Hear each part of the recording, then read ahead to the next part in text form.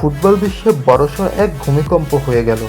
ফিফার নতুন প্রকাশিত র্যাঙ্কিংয়ে তছনছ হয়ে গেছে সব হিসেব নিকেশ।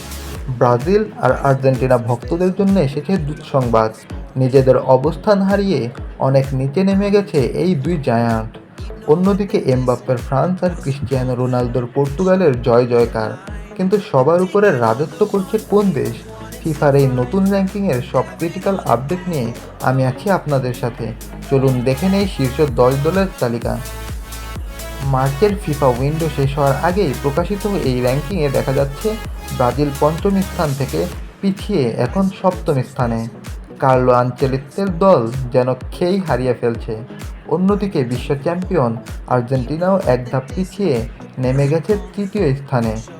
আর্জেন্টিনাকে টপকে কেলিয়ান এমবাপ্পের ফ্রান্স এখন র্যাঙ্কিংয়ের দ্বিতীয় স্থানে, কিন্তু অবিশ্বাস্যভাবে শীর্ষস্থানটি নিজের দখলে রেখেছে 2010 সালের বিশ্ব চ্যাম্পিয়ন স্পেন।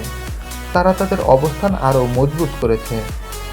রোনালদোর পর্তুগালও চমক দেখিয়েছে, এক ধাপ এগিয়ে তারা এখন র্যাঙ্কিংয়ের পঞ্চম স্থানে। অন্যদিকে 4বারের বিশ্ব চ্যাম্পিয়ন জার্মানিও ফিরে এসেছে সেরা 10-এ। ফিফার নতুন শীর্ষ 10 দল হল Spain, France, Argentina, England, Portugal, Netherlands, Brazil, Morocco, Belgium এবং জার্মানি।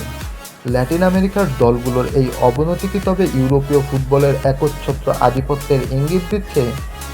আপনার কি মনে হয়, ব্রাজিল আর আর্জেন্টিনা কি পারবে দ্রুত তাদের হারানো গৌরব ফিরে পেতে? স্পেনের এই অপ্রতিরোধ্য ফর্মের রহস্য কী? আপনার প্রিয় দল এখন কত নম্বরে আছে? কমেন্টে আপনার মূল্যবান মতামত জানান।